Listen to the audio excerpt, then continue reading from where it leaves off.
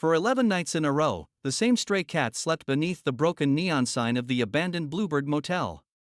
No one knew where she came from. No one knew why she chose that particular place. The motel had been empty for almost 6 years, its swimming pool dry and cracked, its windows filmed with dust, its parking lot split open by weeds. Yet every evening, just before darkness settled over the old highway outside the small town of Pine Hollow, the cat appeared from somewhere beyond the trees, crossed the empty asphalt, climbed 3 concrete steps, and curled herself against the locked door of room 12. She never wandered toward the dumpsters behind the building. She never searched the other rooms. She never left when cars passed on the highway. She simply slept there, directly outside room 12, as though she were waiting for someone inside. The motel's new owner, 52-year-old Martin Hale, first assumed the cat had found shelter from the wind. Then he noticed something stranger. Every morning when he arrived to begin repairs, the cat was still there. And every morning at approximately 8:15, she woke, pressed her face against the narrow gap beneath room 12's door, and listened. On the 12th morning, Martin heard something too. A faint electronic ringing came from inside the room. He froze. The electricity had been disconnected from the motel for 5 years. Room 12 had supposedly been empty even longer. Yet somewhere beyond the locked door, a phone was ringing. 3 months earlier, Martin Hale had not planned to own a motel. He had barely planned what he would do with the next year of his life. For almost 27 years he had worked as a building contractor in western Tennessee, first alongside his father, then on his own, eventually running a modest company that renovated farmhouses, churches, small businesses, and the occasional historic property. He was good at fixing things.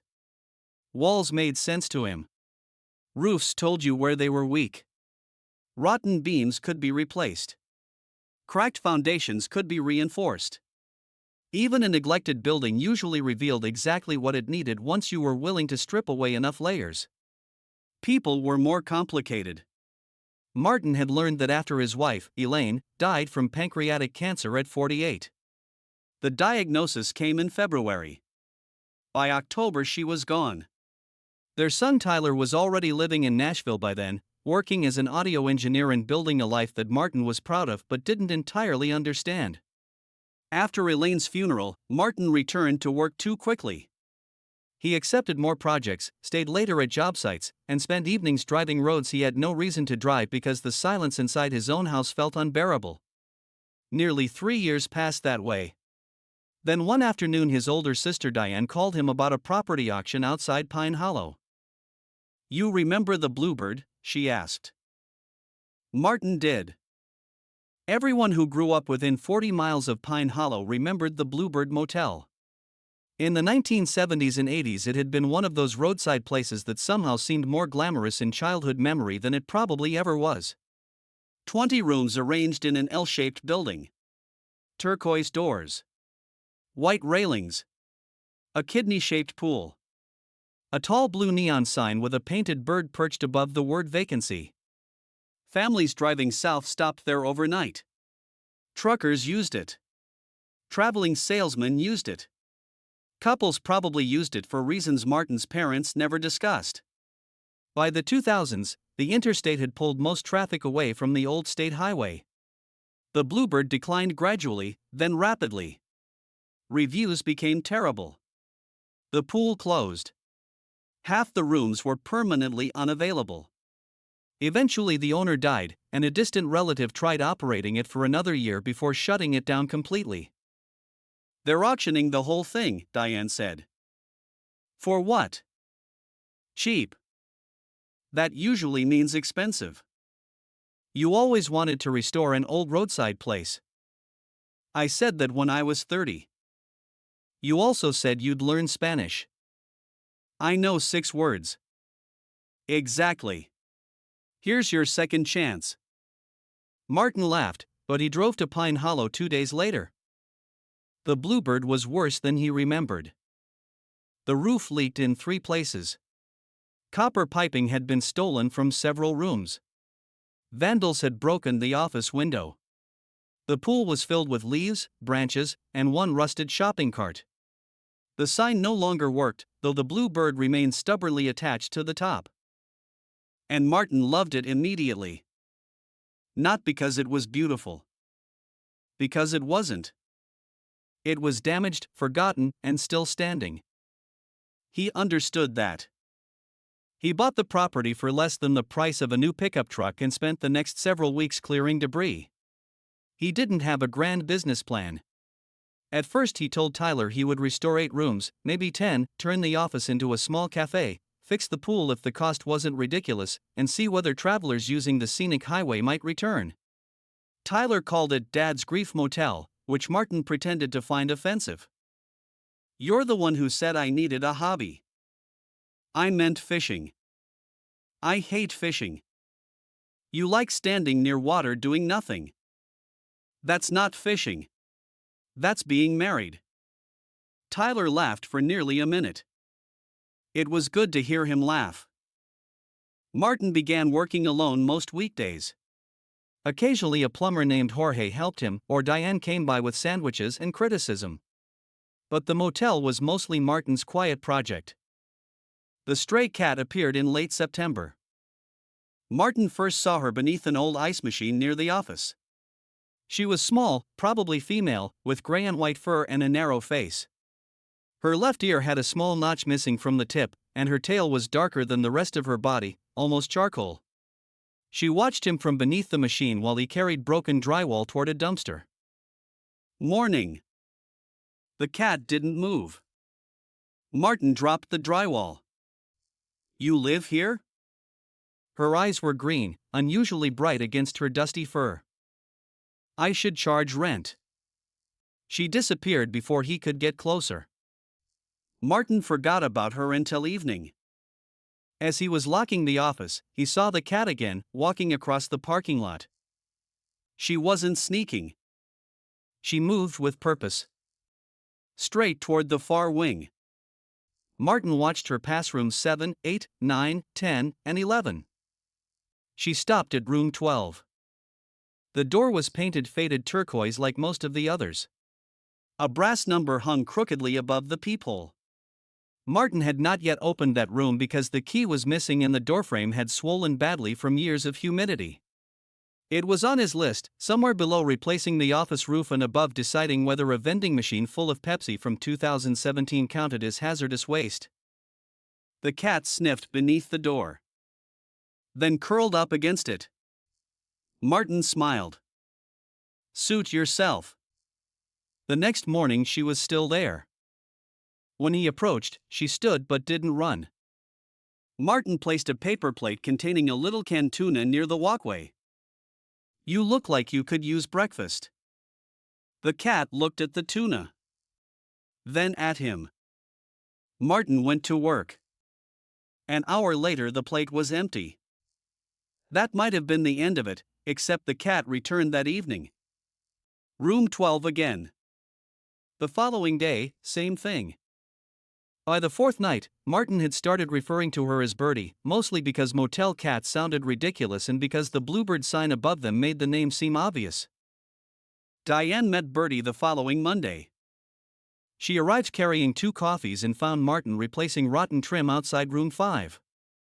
"Your cat is judging me." "She isn't my cat." Birdie sat 20 feet away. Diane stared at her. She has the exact expression Elaine used when you tried fixing the dishwasher without turning the water off. Elaine had more vocabulary. Not with her eyes. Birdie walked toward room 12. Diane followed her with her gaze. "Does she always do that?" "Do what?" "Go there." Martin shrugged. "Pretty much." "Why?" "Maybe she likes the carpet." "There is no carpet outside." "She likes the concrete." "Martin." "What?" Diane pointed. Birdie was standing with her nose pressed beneath the door. "She isn't sleeping yet."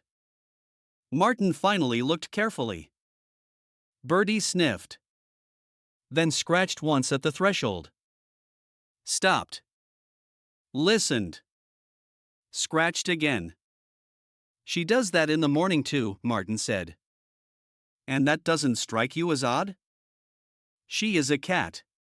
Their entire species is odd. Diane approached. Bertie backed away 3 feet but remained nearby. Diane crouched. Hey, sweetheart. The cat ignored her. Diane looked at the door. What's in room 12? Probably mold. You haven't opened it? Keys missing. You own crowbars. Thank you for explaining construction equipment. Diane stood. Open it. Eventually. Today. I have actual work. Diane looked at Bertie again. That cat thinks something's in there. Martin laughed. Maybe she booked a reservation 6 years ago. Diane didn't laugh. Bertie returned to the threshold the second Diane stepped away. Martin noticed. But he still didn't open the room. Not that day. There were practical reasons. The door looked damaged, and Martin didn't want to destroy an original frame if the lock could be picked properly later. More importantly, the county records showed the room had been cleared when the motel closed. There was no reason to expect anything interesting inside. Then Bertie's behavior changed. On the 6th morning, she didn't eat. Martin placed food beside her. She ignored it.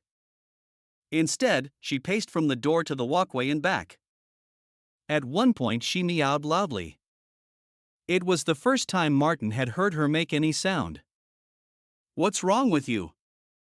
Bertie looked at him. She went to the door. Meowed again. Martin walked closer. The cat pressed her paw beneath the small gap. There's nothing in there. Bertie stretched farther. Martin crouched. The room smelled damp. Nothing more. He put his ear near the door. Silence. See? Bertie stared at him. You're making me talk to a door. He returned to work. That afternoon, a man named Walter Briggs stopped by. Walter was 71 and had lived in Pine Hollow all his life. He wore suspenders even with jeans and seemed to know the history of every building, marriage, bankruptcy, and argument in the county. Martin had hired him occasionally because Walter had once done maintenance work at the Bluebird. When Walter saw Bertie, he stopped walking. Martin was on a ladder replacing gutter brackets. Something wrong? Walter kept staring at the cat. You feeding that thing? A little. Where'd she come from? No idea. Bertie walked toward room 12. Walter's expression changed. Martin climbed down. What? Nothing. That wasn't a nothing face. Walter rubbed his chin. Room 12. Yes. Still locked? Until I get around to it. Walter walked closer to the door. Bertie moved aside but didn't leave. You remember who stayed there last? Martin frowned. You worked here. You tell me. Walter didn't answer immediately. The final owner before it shut down was Earl Maddox's nephew, Glenn. I know. He rented maybe 6 rooms regularly toward the end. Mostly weekly tenants. People working road crews. Folks between apartments. That sort. And Walter looked at the number. There was a woman in 12. When? Last year the place was open. Name? Walter squinted. Something Carter. No. Carver. Bertie suddenly meowed. Both men looked down. Walter laughed uneasily. Well, she has opinions. What happened to the woman? Walter shrugged. Left, I suppose. You suppose? I wasn't here every day. Did she have a cat? Walter looked at Bertie more carefully. Could've. Martin felt the first small thread of curiosity tighten inside him. What did she look like? Who? The woman. Oh. Younger than you'd expect for a long-term motel tenant. Early 30s maybe. Dark hair. Thin. Quiet. Had a little girl sometimes. A daughter? I assumed. How little? 5? 6? Martin looked at Bertie. The cat had resumed scratching beneath the door. What was the woman's first name? Walter rubbed his forehead. Anna. Amy. Something like that. You don't remember? Martin, I forget why I walk into my own kitchen. Fair enough. Walter helped him repair a water line and left around 4. Before leaving, he pointed toward room 12. You planning to open it? Now everybody wants me to. Maybe everybody includes the cat. That evening Martin searched through paperwork left in the office. Most records had been destroyed or removed. He found old receipts, maintenance invoices, a box of room key tags, and several guest registration cards dating back almost 10 years. The cards stopped 18 months before closure. Room 12 appeared repeatedly. Contractors. A truck driver. An insurance adjuster. Then one name caught his attention. Emily Carver. Room 12. Weekly rate. Martin found 3 cards under the same name. 4 weeks.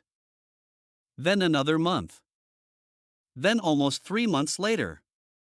One card included a vehicle description, 2006 Honda Accord, silver. Emergency contact blank. Number of guests, 2. Martin placed the card on the desk. Emily Carver. He searched the name on his phone. Too common. Dozens of results. Nothing obviously connected to Pine Hollow. He tried local news archives. Nothing. Then he searched social media. Again, too many people. He gave up. The next morning Bertie arrived before him. Or perhaps she had never left.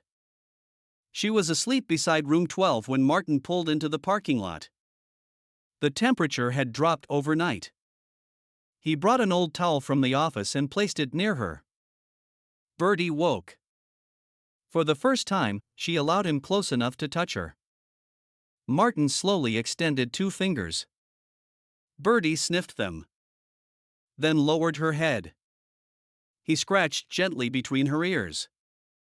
You're getting comfortable. She purred. The sound surprised him. You've been pretending to hate me. Bertie leaned into his hand. Martin smiled. Then the cat abruptly stopped purring. Her head turned toward the door. Her ears lifted. Martin heard nothing. Bertie stood. Her body became rigid. What? She scratched. Then pressed both front paws against the bottom of the door. Martin listened. Nothing. Okay. He stood. Tomorrow. Bertie stared. I'll open it tomorrow. Martin didn't know why he felt the need to make a promise. The following morning, before he could keep it, the phone rang. It happened at 8:14. Martin was inside the office sorting electrical outlets when he heard Bertie yowling outside. Not meowing. Yowling. He dropped the box he was carrying and hurried toward room 12. Bertie was pacing frantically. What's happening? Then he heard it. A muffled musical tone. 3 notes. Pause. 3 notes again. Martin froze. The sound came from behind the door. A phone. He stood completely still. The ringing continued. Bertie scratched. Martin's scalp prickled. The electricity to the room was off. Even if someone had abandoned a landline, service had been disconnected years ago. That meant a mobile phone. But no mobile phone should still have power after 6 years. The ringing stopped. Martin waited. Silence. Then, 30 seconds later, it started again. Same sound. He grabbed his phone and called the sheriff. Deputy Lucas Warren arrived 12 minutes later. Lucas was 43, sandy-haired, and one of those men who seemed permanently skeptical without being rude. You heard an actual phone? Yes. Not an alarm? I know what a phone sounds like. You sure it's inside? Martin pointed. Bertie sat beside the door, watching them. Lucas noticed her. That your cat? No. She appears to disagree. She sleeps here. Specifically here? Every night. Lucas looked at Martin. For how long? Almost 2 weeks. Lucas's expression changed slightly. Okay. Martin retrieved a pry bar. Lucas raised a hand. Let me first. He knocked hard. Sheriff's Department. Silence. Again. Anyone inside? Nothing. Lucas tried the handle. Locked. Martin brought the pry bar. The frame resisted. They worked slowly to avoid splitting the wood. After several minutes, the swollen latch finally released. The door opened 6 inches. A heavy, stale smell escaped. Dust. Mildew. Old fabric. Bertie immediately tried to enter. Lucas blocked her gently with his boot. Not yet. He drew his flashlight and stepped inside. Martin followed. The room looked as though time had stopped halfway through someone's departure. The bed remained against the wall, mattress bare except for a stained cover. A wooden dresser stood beneath a mirror. Curtains hung crookedly. The small table near the window had collapsed on one side. The bathroom door was open. No person. No obvious phone. Lucas checked beneath the bed. Nothing. Closet. Empty except for 2 wire hangers. Bathroom. Empty. Martin stood near the doorway. I heard it. I believe you. Bertie slipped past them. Hey. The cat ran directly toward the dresser. She sniffed beneath it. Then scratched. Lucas crouched. Interesting. They pulled the dresser away from the wall. Behind it was a small section of paneling that didn't match the rest. Martin immediately recognized what had happened. That's been opened before. How can you tell? Different screws. He removed them. Behind the panel was a shallow maintenance cavity containing plumbing access. And inside the cavity lay a phone.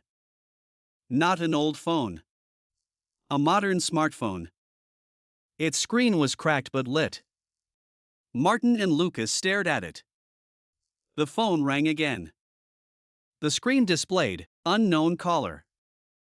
Lucas didn't touch it immediately. How long has this motel been closed? Almost 6 years. This phone isn't 6 years old. No. Lucas put on gloves. He lifted it. The ringing stopped. Battery, 62%. Martin felt cold despite the warm room. Someone's been in here. Recently. Bertie jumped into the cavity. She sniffed where the phone had been. Then began pawing at the back wall. Lucas aimed his flashlight. There's more space. Martin looked. The cavity extended downward behind the plumbing. Something pale was wedged below. Lucas reached carefully. He pulled out a small cloth backpack. Pink. Dirty. One strap torn. A cartoon rabbit was stitched on the front. Martin said nothing. Lucas's face hardened. He placed the backpack on the bed. Inside were children's clothes. A coloring book. 2 crayons. A plastic bracelet. A small stuffed fox. And a photograph. Lucas held it beneath the flashlight. The image showed a dark-haired woman kneeling beside a little girl. The woman looked about 30. The child maybe 6. Between them sat a gray and white cat. Martin looked toward Bertie. Bertie was staring at the photograph. No way. Lucas looked from the photograph to the cat. The markings were unmistakable. Same charcoal tail. Same white chest. Same gray patch above the right eye. Bertie. Younger, but Bertie. Martin's voice became quiet. Emily Carver. Lucas looked at him sharply. How do you know that name? Old motel records. Martin explained. Lucas immediately called for additional deputies. Room 12 became a crime scene. Bertie refused to leave. Eventually Martin carried her outside wrapped in the towel. She trembled in his arms. It's okay. The cat pressed herself against his chest. For the first time, Martin understood that she wasn't simply attached to the room. She knew it. She had lived there. And somewhere in the 6 years between the photograph and that morning, something had happened to the woman and little girl pictured beside her. The recovered phone created even more questions. It had been activated only 11 days earlier. 11 days. Exactly when Bertie began sleeping outside room 12. The phone contained no contacts. No saved photographs. No text messages. Its prepaid SIM had been purchased with cash in another county. But the call log showed something extraordinary. Every morning at approximately 8:15, the phone received a call. Always from a blocked number. None lasted more than a few seconds because nobody answered. The first call occurred 12 days earlier. Lucas stared at the list. Somebody has been checking whether this phone is still here. Martin frowned. Why hide it behind a wall? Could be a dead drop. For what? We don't know. Why this motel? Lucas looked around the abandoned room. Because nobody's supposed to come here. Except Bertie.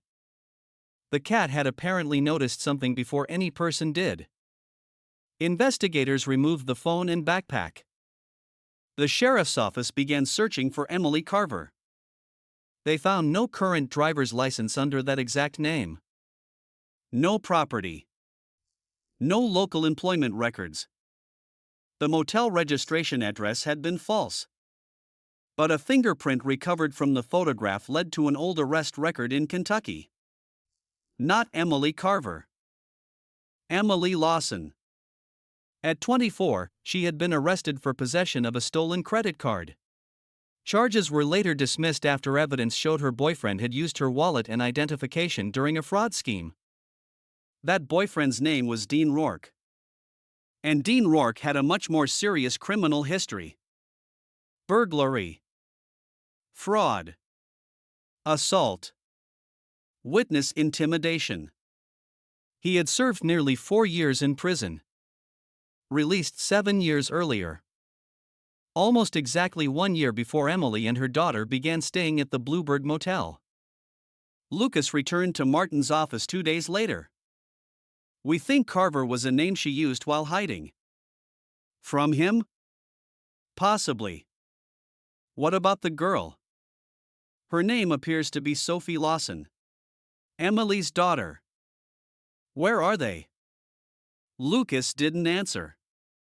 Martin knew what that meant. You don't know. No. Missing? There's no official missing person report. How can a woman and child disappear for 6 years without one? Because adults are allowed to leave. And if nobody reports the child missing? Martin thought of the blank emergency contact on the registration card. Family? We're looking. What about Dean? Alive. Lives in Missouri now. Have you talked to him? Lucas gave Martin a look that meant stop asking questions. Martin didn't. Did he know she was here? We don't know. Does he know about the phone? We don't know. What do you know? Lucas sighed. We know somebody recently placed a phone in a motel room connected to a woman who was hiding under another name 6 years ago. We know someone has called that phone every morning. We know the woman's child's belongings were hidden behind the same wall. And we know your cat was in a photograph with them. Not my cat. Lucas looked toward Bertie, asleep on Martin's desk chair. Sure. The sheriff's office set up surveillance around the motel. Martin was asked not to discuss the discovery publicly. For several days, nothing happened. The blocked calls continued after investigators returned the phone to its hiding place and installed a monitoring device. 8:15, every morning. The caller never spoke because the call was never answered. Then Lucas decided they would answer. On the 17th morning, a detective sat inside room 12 while Martin waited in the office. Bertie refused to stay with him. She kept walking toward the far wing. Martin eventually closed the office door to keep her inside. At 8:15, the hidden phone rang. The detective answered. Silence. Hello? Nothing. Then a man's voice. You're late. The detective glanced toward Lucas. Who is this? The call disconnected. Tracing it produced little. A burner phone. Signal routed through a tower 30 miles away. But the voice had given investigators something. They compared it against known recordings of Dean Rourke. Not a match. Martin expected progress to come quickly after that. Instead, the case stalled. A week passed. Then another. Bertie continued sleeping near room 12, though Martin had moved a small insulated cat shelter beside the door. She used it during rain but preferred the concrete when the weather was dry. Martin's relationship with her changed slowly. He bought proper cat food. Then a water bowl. Then flea medication. Then, while insisting to Diane that Bertie still wasn't his cat, he drove her to a veterinarian. Dr. Hannah Kim scanned her for a microchip. The scanner beeped. Martin stared. She has one? Yes. Hannah entered the number into a registry. The computer loaded. Owner, Emily Lawson. Martin's chest tightened. There was a phone number. Disconnected. Address, 1425 River Bend Road, Ashford, Kentucky. Lucas drove there the following day. The address led to a small house that Emily's grandmother had owned. The grandmother died 8 years earlier. Neighbors remembered Emily and Sophie. An elderly woman named Patricia Wells provided the first major break. Emily was scared, Patricia told Lucas. Of Dean Rourke? I didn't know his name then. But yes, a man. Did she ever tell you she was leaving? She said she needed to disappear for a while. When? Summer, maybe 6 years ago. Did she mention Pine Hollow? No. Did she have a cat? Patricia smiled sadly. Pepper. Lucas showed her Bertie's photograph. Patricia covered her mouth. Oh. Is that Pepper? Yes. Martin learned the cat's real name that evening. He sat outside room 12. Pepper. Bertie's ears moved. Martin tried again. Pepper. The cat stood. She walked directly toward him. Martin swallowed. Okay. He scratched her head. So you remember that. From then on he called her Pepper. The name produced a response every time. Patricia also remembered something else. Emily had contacted her once after leaving Kentucky. A short phone call. She said she and Sophie were safe. She said not to ask where they were. And she mentioned someone named Daniel. Investigators searched. Daniel could have been anyone. A friend. Relative. Co-worker. Alias. Then Walter Briggs remembered the man who visited room 12. Older guy? Lucas asked. No. Maybe late 30s. Did he stay overnight? Don't know. Car? Pickup. Color? Walter thought. Dark green, maybe black. Name? She called him Danny. That narrowed nothing. Until investigators examined surviving motel security equipment. The cameras were long gone, but an old desktop computer in the office contained a damaged hard drive Martin hadn't thrown away. Technicians recovered fragments. Most footage was corrupted. But several still images survived. One showed Emily standing outside room 12. Sophie beside her. Pepper at the girl's feet. Another showed a dark pickup. A man stood beside it. His face was partially visible. Facial comparison software produced a possible match. Daniel Voss. Former private investigator. No criminal record. Previously worked as an investigator for a law firm. And 6 years earlier, he had disappeared. Not legally missing. Simply disappeared. His professional license expired. Apartment abandoned. Vehicle sold. No tax records after that year. 2 people connected to Emily had vanished at nearly the same time. Then the hidden phone rang at night. 2:37 a.m. The monitoring detective immediately alerted Lucas. The caller hung up. 20 minutes later, a motion camera behind the motel detected a person moving through the trees. Deputies surrounded the property. Martin was at home. Pepper was with him because temperatures had fallen near freezing. At 3:18, Lucas called. We've got someone. Martin sat upright. Who? Don't know yet. The intruder was an elderly man. 74. Thin. Unarmed.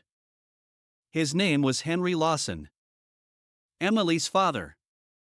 For years, Henry claimed he had believed Emily and Sophie were dead.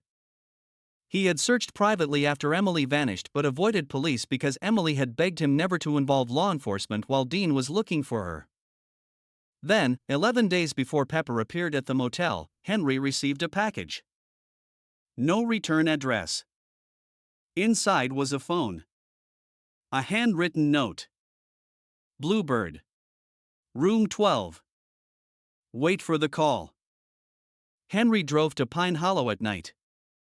He entered the abandoned motel through a broken bathroom window in room 11, crossed through a utility access panel, and hid the phone inside room 12.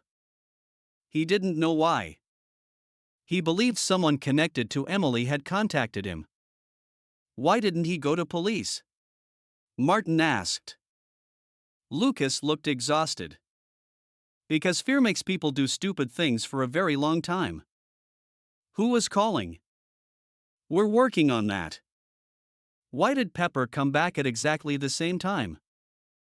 That question had no immediate answer. Then Henry saw Pepper.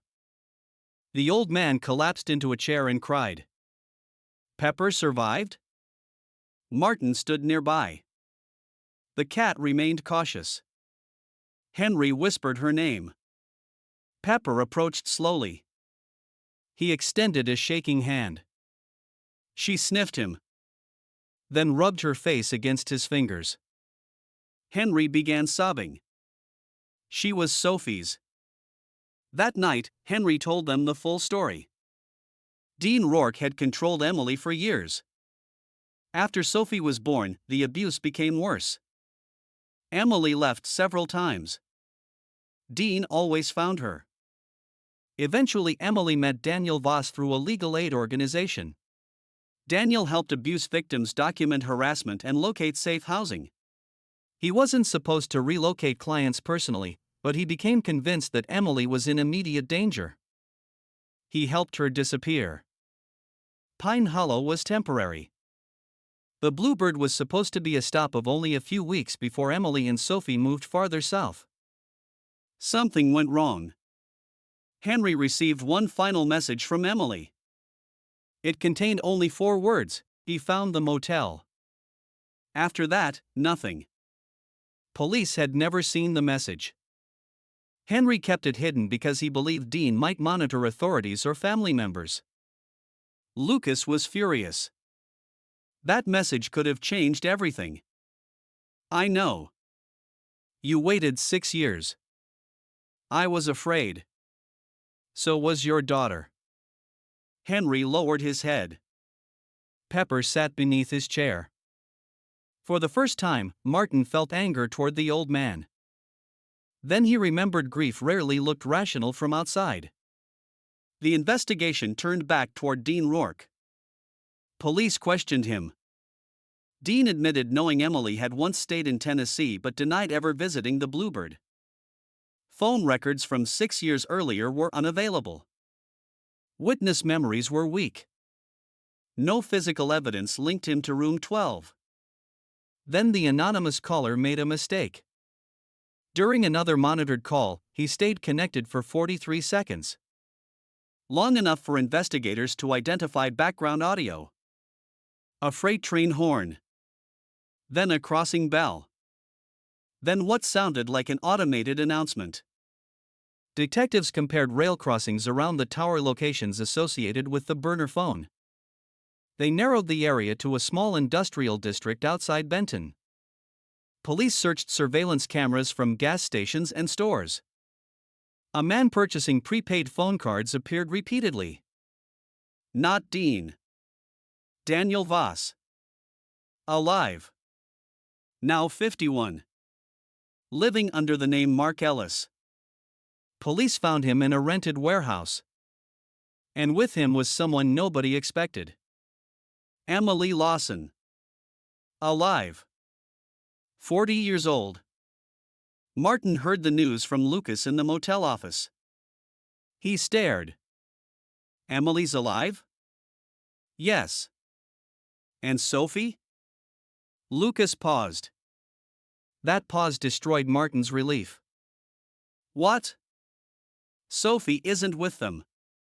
Where is she? We don't know yet. Emily was brought in for questioning. She had spent 6 years hidden because Dean continued searching for her. Daniel had helped create identities and move her between states. But Sophie had not disappeared with Emily. On the night everything went wrong at the Bluebird, Sophie vanished. The truth was more complicated than anyone had imagined. Dean arrived at the motel after tracing a transaction Emily made using an old bank card. Daniel reached Pine Hollow first. He planned to move Emily and Sophie immediately. During the confusion, Emily packed hurriedly. Daniel went outside to check the vehicle. Emily stepped into the bathroom for less than 2 minutes. When she returned, Sophie and Pepper were gone.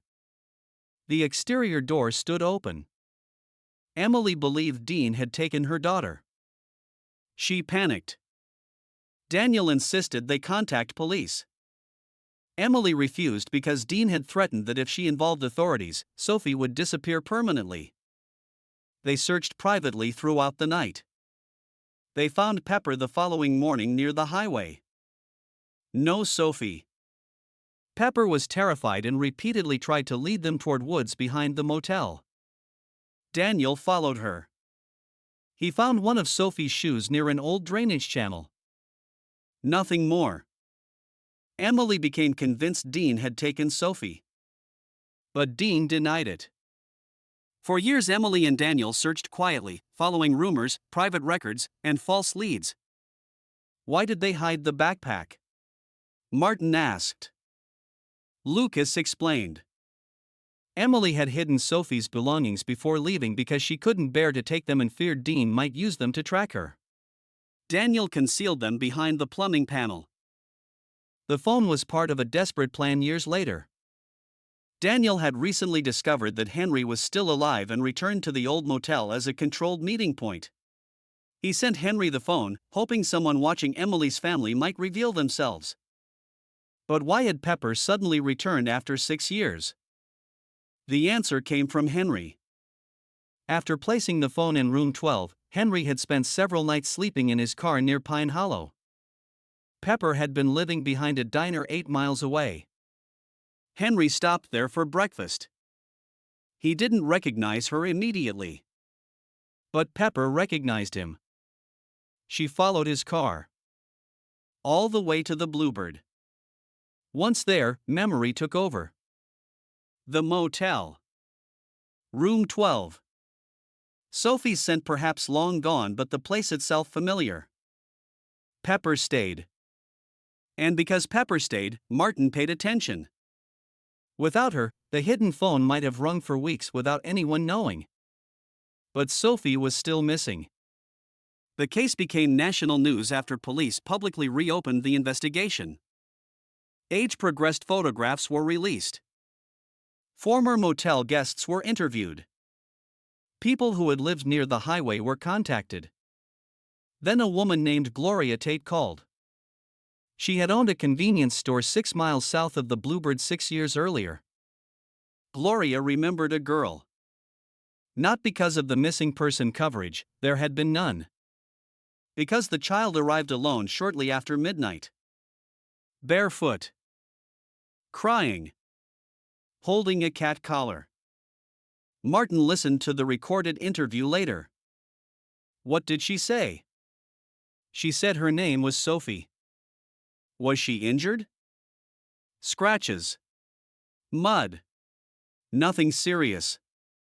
Did she say what happened? She said she followed her cat. Pepper.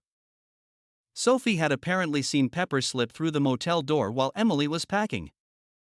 She followed. The cat ran toward the woods, possibly frightened by Dean's arrival or noise in the parking lot. Sophie chased her. In darkness, she became lost. She eventually reached the highway and walked south. Gloria called local authorities. But there was a failure. A major one. The responding deputy believed Sophie belonged to a family camping nearby because another child had been reported wandering from a campground that same evening. Records became confused. Sophie was transported to a county emergency foster placement under an incorrectly recorded surname. By morning, Emily and Daniel had already fled the motel. No formal missing child report had been filed because Emily was hiding. Dean never reported Sophie. Henry didn't know where they were. Within days, Sophie entered temporary foster care. Then longer-term care. Her identity gradually became buried under paperwork errors. She told adults her mother's name was Emily. That produced hundreds of possibilities. She knew her grandfather was Henry. Again, too common. She was 6. She couldn't provide addresses. She knew the motel had a Bluebird.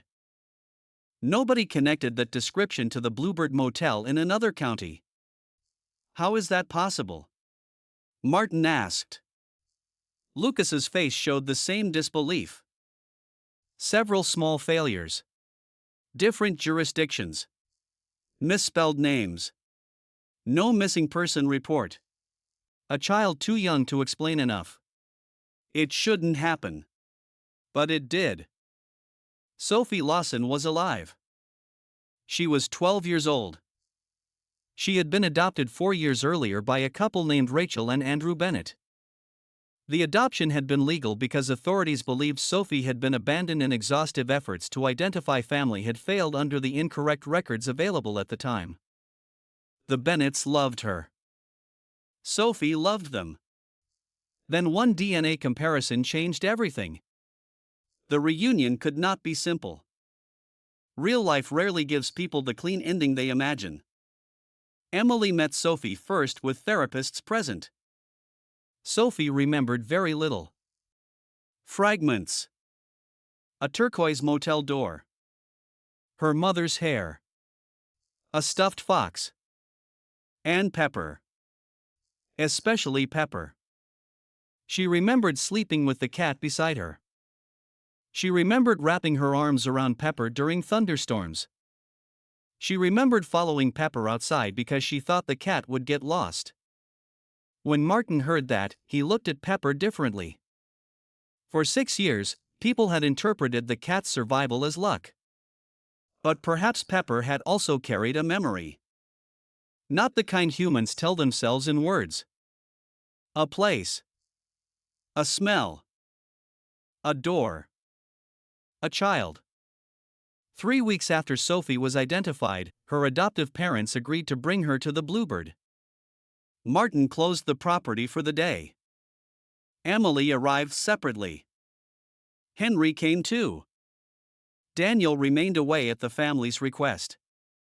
Lucas stood near the office in plain clothes. Pepper was inside Martin's temporary apartment above the motel office. Sophie stepped out of the car. She was taller than Martin expected. Dark hair. Serious face. She looked around the parking lot. Her adoptive mother, Rachel, held her hand. "You don't have to do anything you don't want to do." Sophie nodded.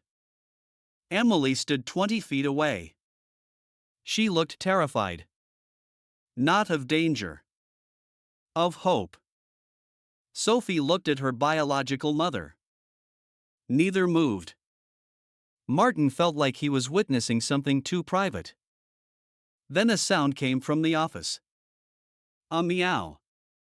Sophie turned instantly. Martin opened the door. Pepper walked outside. The cat stopped. Sophie stared. Her expression changed before anyone spoke. Pepper? The cat's ears lifted. Sophie took one step. Pepper? Pepper ran. Not fast at first. Then suddenly faster. Across the concrete. Straight towards Sophie. The girl dropped to her knees. Pepper jumped against her chest. Sophie wrapped both arms around the cat. A sound came from her that was half laugh, half sob. "Oh my God." Pepper pushed her face beneath Sophie's chin. The cat purred so loudly Martin could hear it from several feet away. Sophie buried her face in Pepper's fur. "I thought you died." Emily covered her mouth. Henry turned away. Rachel Bennett cried openly. Even Lucas looked toward the highway for several seconds. Sophie held Pepper tighter. "You remember me." Nobody needed to answer. The cat did. For several minutes the motel disappeared. There was no investigation. No failed paperwork. No hidden phone. No Dean Rourke. No 6 lost years. Only a 12-year-old girl sitting on cracked concrete with an old gray and white cat in her arms. Eventually Sophie looked toward room 12. "Is that it?" Martin nodded. She stood while still holding Pepper. Together, they walked toward the turquoise door. Sophie stopped outside. "This feels familiar." Emily approached slowly. "We stayed here." "I know." Sophie looked at her mother. There was no sudden cinematic embrace. No instant repair. Too much time had passed. But Sophie allowed Emily to stand beside her. That was enough for that day. Martin unlocked room 12. The room had been cleaned after investigators finished. Sophie walked inside. Pepper immediately jumped onto the windowsill. Sophie laughed. She used to do that. Emily began crying. Yes. You remember? She watched trucks. Sophie smiled faintly. I remember trucks. They spent less than 20 minutes inside. Before leaving, Sophie asked about the backpack. Martin explained that police still had it. The fox too? Yes. That was mine. Emily nodded. His name was Jasper. Sophie stared at her. Then smiled. I remembered that. It was the first memory mother and daughter discovered they still shared. Dean Rourke was eventually charged with offenses unrelated to Sophie's disappearance after investigators uncovered stalking, identity fraud, and threats made against Emily years earlier. There was no evidence that he had taken Sophie from the motel. Daniel Voss faced legal scrutiny for helping Emily maintain false identities and avoid authorities, though prosecutors considered the extraordinary circumstances and his documented attempts to protect her. The failures surrounding Sophie's placement triggered an administrative review involving 2 counties. None of it restored 6 years. But Sophie was alive. That mattered more than anything. The most difficult question involved Pepper. Technically, the microchip listed Emily as owner. Emotionally, Pepper belonged to Sophie. Practically, Sophie lived with the Bennetts 3 hours away. Martin had cared for Pepper for months by then. Nobody wanted another abrupt separation. They let Pepper decide as much as an animal could. Sophie stayed in Pine Hollow for several days. Pepper slept beside her every night. When Sophie prepared to leave, she asked Martin whether she could take the cat. Martin felt an ache he hadn't expected. He had spent months insisting Pepper wasn't his. Apparently the lie had become obvious even to him. She's yours. Sophie looked at him. She likes you. I like her too. What if she's happier here? Martin crouched and scratched Pepper beneath the chin. She spent 6 years trying to get back to you. Sophie swallowed. I think she should finish the trip. Pepper left with Sophie. Martin watched the car disappear down the highway. Then he went into the office. For the first time since buying the motel, it felt empty. Diane found him there an hour later. You gave away your cat. Not my cat. Still doing that? Martin smiled. Apparently. The Bluebird reopened the following spring. Martin restored 12 rooms instead of 8. The pool was repaired. The neon sign was rebuilt using photographs of the original. At night, the Bluebird glowed above the highway again. Room 12 remained part of the motel, though Martin changed almost nothing about its exterior. Fresh paint. New lock. Same number. He considered renumbering it. Sophie asked him not to. It's part of what happened. So room 12 stayed room 12. Martin framed no photographs of the investigation. He didn't advertise the motel as the place where a missing child had been connected to her past. He refused interview requests that tried turning Sophie into a roadside attraction. The Bluebird became what he originally wanted. A quiet motel. Clean rooms. Good coffee. A restored sign. Travelers occasionally arrived because they knew the story, but Martin never told more than Sophie had agreed could be public. He kept one small photograph behind the office desk. Pepper sitting outside room 12. Sophie had sent it to him months after the reunion. On the back she wrote, "She waited longer than anyone knew." Martin looked at it often.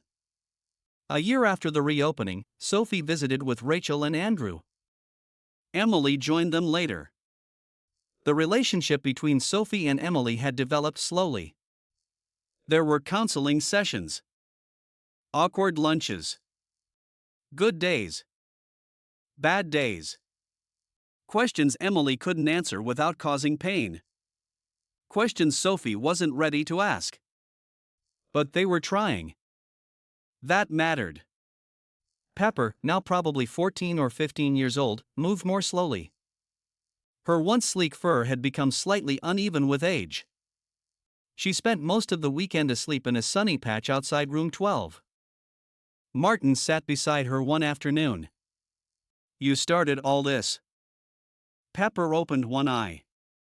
"Don't look innocent." Sophie came outside carrying lemonade. "She doesn't know what you're saying." "She absolutely does. You've become a cat person." "No." Sophie smiled. Martin pointed toward Pepper. "One cat. That's how it starts." They sat together. After a while Sophie asked, "Do you think she actually remembered this room?" Martin looked at Pepper. "I think so." "For 6 years?" "Maybe not like we remember things." "What do you mean?" Martin thought carefully. "Maybe she didn't remember a room number.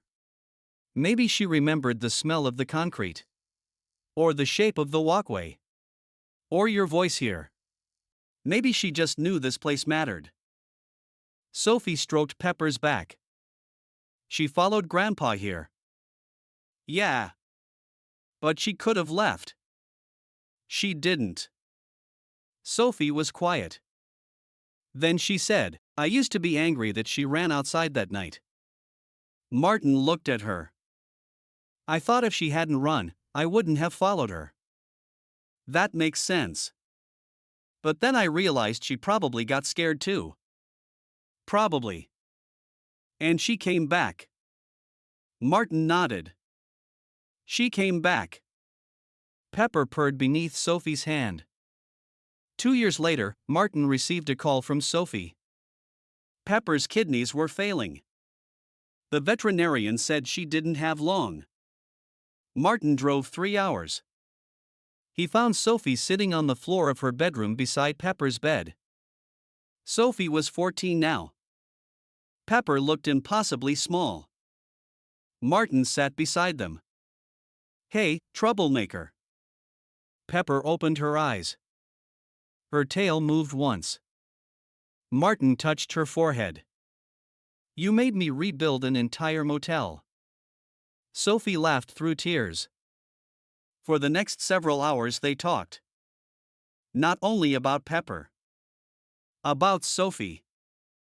School. Emily. The Bennetts. Martin's motel. Tyler's engagement. Life had continued. That was perhaps the strangest thing about extraordinary events. Eventually they became part of ordinary life. Near sunset, Pepper stopped eating. Sophie lifted her gently onto the bed. The cat rested against her chest. "You found me twice," Sophie whispered. Martin didn't correct her. The first time Pepper had not intentionally found Sophie. But truth sometimes existed emotionally even when details were messy. Pepper had been there before the separation. She had returned to the motel. She had drawn attention to room 12. And she had recognized Sophie when almost everything else about the child had changed. That was enough. Pepper died peacefully that evening with Sophie holding her. Martin drove back to Pine Hollow the next morning carrying Pepper's old collar. Sophie had asked him to take it. "Put it somewhere at the motel." "Where?" "You'll know." Martin did. Beside room 12, he installed a small wooden bench. Nothing dramatic. No memorial attraction. No giant sign. On the underside of the bench, where almost nobody would see it, he attached a small brass plate. Pepper. She came back. Years passed. The Bluebird became successful enough that Martin hired staff. Tyler helped modernize the booking system. Diane continued arriving unannounced and criticizing things that didn't need criticism. Martin never remarried. Not because he remained trapped in grief. He simply built a life he liked. There were friends, family, travel, work. And every once in a while, Sophie visited.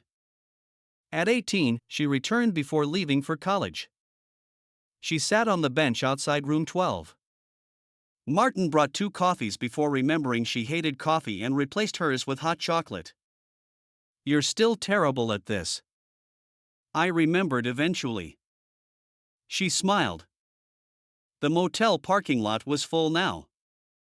Families carried luggage. A motorcycle couple checked into room 6.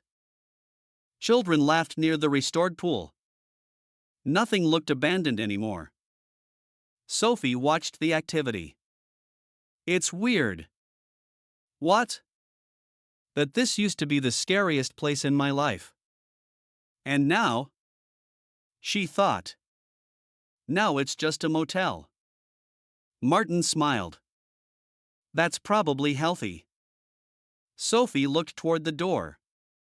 I barely remember that night anymore. Maybe that's healthy too. I remember Pepper. I know. I remember her more clearly than the motel. Martin leaned back. Animals sometimes become the part of childhood that doesn't change. Sophie looked at him. That's surprisingly deep for a contractor.